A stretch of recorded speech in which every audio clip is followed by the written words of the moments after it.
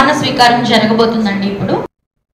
నిజామాబాద్ జిల్లాలో బోధన్ డివిజన్లో జరుగుతున్న మొదటి విడత గ్రామ పంచాయతీ ఎన్నికలను పర్యవేక్షించేందుకు police commissioner P Sai Chaitanya IPS command control హాల్లోని వెబ్కాస్టింగ్ వ్యవస్థ ద్వారా పోలింగ్ కేంద్రాల కార్యకలాపాలను ప్రత్యక్షంగా పరిశీలించారు.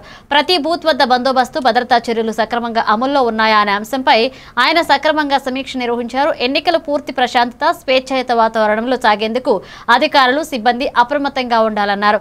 ప్రజలు ఎలాంటి భయం లేకుండా తమ ఓటు హక్కును వినియోగించుకోవాలని ఆయన పిలుపునిచ్చారు.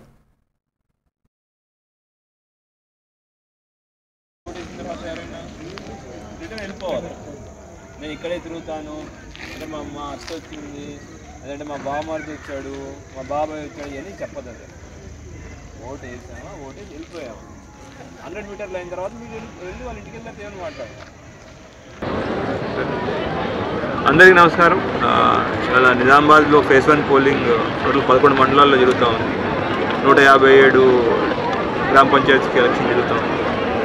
అన్నిటికీ బందోబస్తు అరేంజ్మెంట్స్లో అన్ని చోట్ల బందోబస్తు చేసుకోవడం, striking force, special striking force కూడా వేస్తున్నాం. కొన్ని ఇంపార్టెంట్ గ్రామ పంచాయతీస్ అంటే 4,000 కన్నా ఎక్కువ గ్రామ పంచాయతీలు 18 ఐడెంటిఫై చేసుకున్నాం.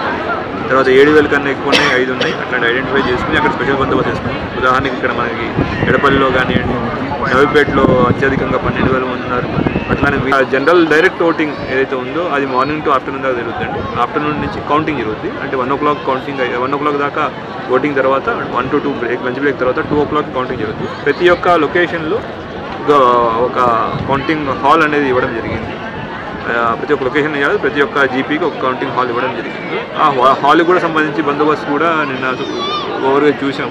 అండ్ కలెక్టర్ గారు మేము వాటికి ఇన్స్ట్రక్షన్ కూడా ఇవ్వడం జరిగింది. మన ఫేజ్ 1లో ఉన్న అన్ని అన్ని కౌంటింగ్ అయిపోయి రిజల్ట్స్ డిక్లేర్ అయ్యేదాకా మనకి 144 సెక్షన్స్ లేదా 163 బిఎన్ఎస్ఎస్ సెక్షన్ ఉంటుంది. అది అయ్యేదాకా ఎటువంటి సంబరాలకు కానీ వాటికి కానీ పర్మిషన్ లేదు.